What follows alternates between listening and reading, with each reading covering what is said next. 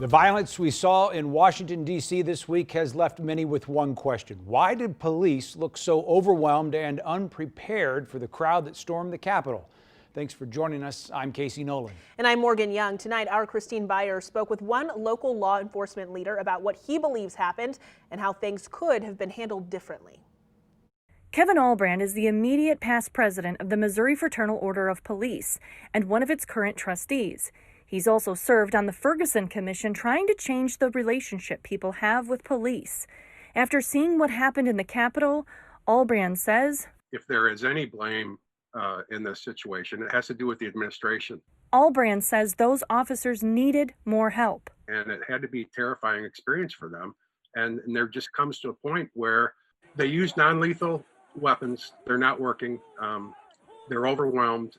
There is such a thing as tactically retreating, and that's what they had to do. During his time on the Ferguson Commission, he worked side by side with activists, including Rasheen Aldridge, who says the police response in Washington, D.C. was glaringly different than the way the police have handled Black Lives Matter protests.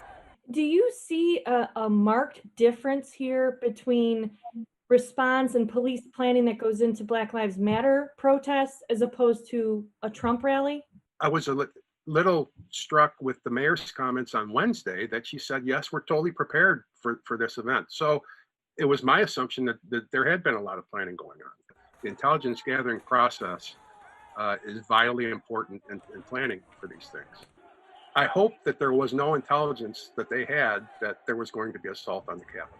So until we learn all the facts, it's hard to say. Along with the terrifying images of the police being overrun and attacked, images like these taken from former Post-Dispatch reporter Georgina Gustin have also made a lot of people angry. I'm not condoning what he did. However, he may have been away from any of the violence and did not even know any of the violence occurred. Some of that video was sickening, the assaults that those officers were taking.